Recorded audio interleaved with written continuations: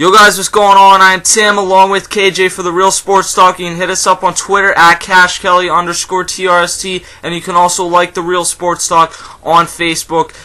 Despite the Eagles' horrible season last year, they might have gone 8-8, but they were 4-8 after being called the Dream Team by Vince Young. LeSean McCoy was really the only bright side. He ran for over 1,300 yards, was an all-pro running back last season in his third NFL season. And for the former second-round draft pick, things have really gone well since he's entered the league. He's become really one of the most overall talented backs. He can block now. He can catch passes out of the backfield. And he is overall a really good runner. He's one of the best at cutting back, and that's why his name on Twitter is CutOnDime25. But I mean, this guy could take a play from the left side of the field and completely cut back to the right side of the field. So the Eagles saw that. They saw how good of a season he's had really the last 2 seasons. And they decided today to lock him up. And entering the final season of his rookie contract, the Eagles decided not to go the route that they did with Deshaun Jackson. And they have given LeSean McCoy a 5-year, $45 million extension. That's $9 million a season and $25 million guaranteed. Now, everyone knows that the guaranteed money is what really matters, because in the end, most of these contracts either don't end up getting most of the players don't last for the whole contract, and the guaranteed money gets paid off in the first 2 or 3 seasons, so you can essentially just be cut after that. So the guaranteed money is all that really matters. But when you look at some of the elite backs in the NFL, guys like Chris Johnson making $12 million, and I think Adrian Peterson's right around $12 or $13 million. The Eagles got a really nice deal. LeSean McCoy did not go out of his way to exercise the power that he probably could have, and he accepted a team-friendly. I mean, he's still making nice money, but he probably could have got more. 5-year, $45 million deal. So, KJ, what do you think? Yeah, I think this is an awesome deal on both parts. I mean, like you said, Chris Johnson and Adrian Peterson, guys like that are making a couple more million a year. But this guy seems to be like a real team player, taking a little bit of a pay cut, especially for the 2 seasons he's had in the last 2 years. And this is a huge deal for the Eagles. They needed to get a lockdown running back like LeSean McCoy, and now that they have him for 5 more years, that's a huge, huge thing for them. They needed a cornerstone, and maybe he can be it for the next couple of years, because I mean, Vic's getting up there this year, so you can't really rely on him, especially with his injuries and everything else.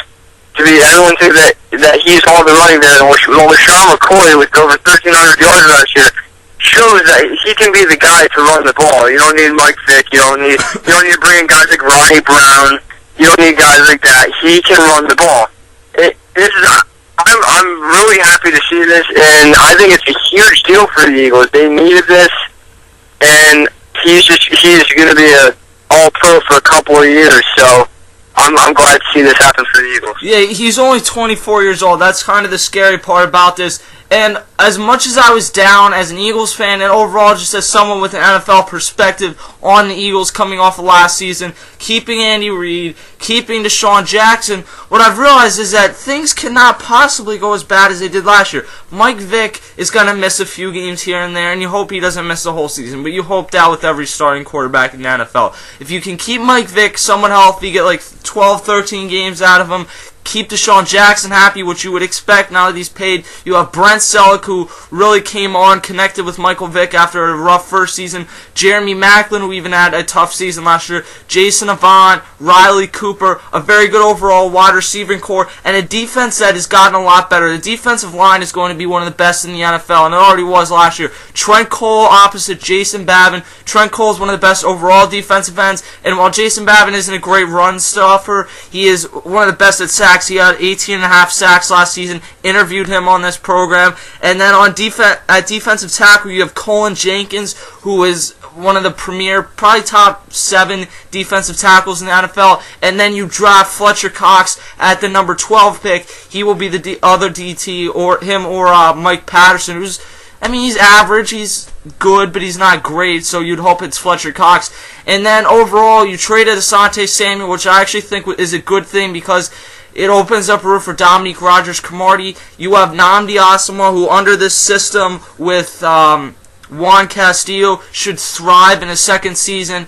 It's still a shaky secondary, but you added D'Amico Ryans, who is one of the best overall leaders in the NFL, and a linebacker that when he can stay healthy is very productive. And they drafted another linebacker in the second round out of Cal. I can't think of his name right now. But overall, this is an Eagles team that's really improved and looks like a team that's ready to go back to the playoffs next season. Yeah, I definitely agree, especially with what you said about defense. They only got better. And like you said also, the worst thing that could have possibly happened to the Eagles happened last year. It can't get any worse, especially with how that division fell apart completely. That whole division fell apart when you had three teams that were supposed to be very good in the Cowboys, Eagles, and Giants, and they all ended up with under, I believe, 10 wins, and it was ridiculous. It was a ridiculous season, and the Eagles can only do better than what they did because there's no way that they can do any worse. Mike Vick, like you said, 12, 13 games out of him is definitely productive. And those games that he doesn't start, you're probably going to get losses. So you need to get the wins while he's in. But back to the whole LeSean McCoy thing. I just can't. It's really a big deal. I mean, looking at my team, like the Steelers, we lost Mendenhall basically, and we don't know what's going to go on with that. So LeSean McCoy having him for 5 more years, that's huge. Yeah, it doesn't hurt though when you have Ben Roethlisberger and a few other running backs that appear to be pretty good too. Yeah, I'm just really happy with the LeSean McCoy thing. So I think that the Eagles are going to do a lot better this season. I think they're going to have more than 10 wins, probably 11, 12, 13 area. And another thing that you said, Deshaun Jackson's actually going to perform this year. And Johnny Macklin, what people don't understand, they saw his numbers and said he didn't do good last year. He was hurt all the time last year, so he's definitely... Yeah, and he also was extremely sick before... I forget exactly what he had, but I mean, they tested him for cancer, and he came in 20 pounds underweight. I'm not trying to make excuses, because you guys know that I was one of the most pissed people during the entire NFL season last year. But overall, I mean, look around the division. The Cowboys just cannot seem to figure it out. Tony Romo had a great season last year, but overall, that team they never seem to work out. The Redskins are going to be a really good team in a few years, and with that defense they have was already good. The wide receivers, you have Pierre Garçon. Santana Moss is still pretty solid overall number 2 running back. You have running backs in Roy Halou, Evan Royster, and Tim Hightower, 3 young, talented running backs. I think Halou and Royster specifically are very good for the future of this team. And then, you added RG3, a guy who I think is going to be a beast. That's like a 7-win team. The Giants are tough, though, because Eli Manning has never won a playoff game in a year that he hasn't won the Super Bowl. So unless you expect the Giants to go back and win the Super Bowl again, then I don't know. I think that they're right around a 10 or so win team, just like the Eagles. So we'll see. It's going to be a fun year in the NFC East next year, and certainly throughout this offseason, the NFC East has improved. I could really see any team going out and winning this division because the Cowboys even traded up to number 6, got the corner out of LSU. It's an overall division that is going to be a very good division next year. Yeah, it's going to be a very good division. Like you said, the Redskins are going to be a good team in a couple of years.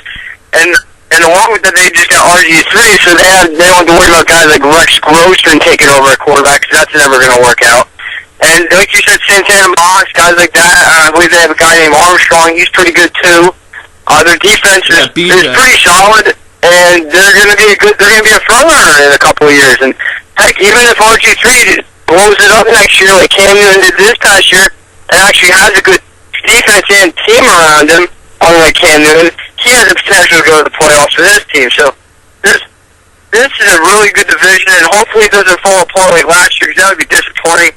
But if they play to their potential this year, all these teams, then it's going to be a fun division to be playing in. It's going to be competitive, and it's going to be a heck of a time watching these football games.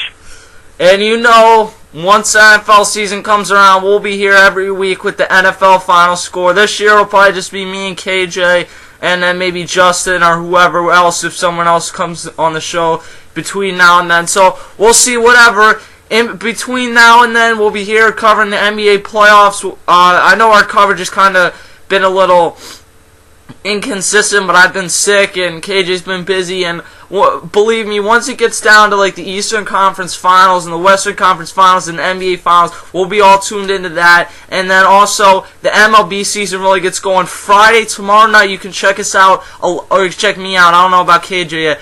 11 o'clock Eastern on the Blitz Hardcore podcast, doing the baseball show. You can call in, everything. I'm going to make a video about that probably tomorrow, so just stay tuned for that with all the details. We will see you guys later.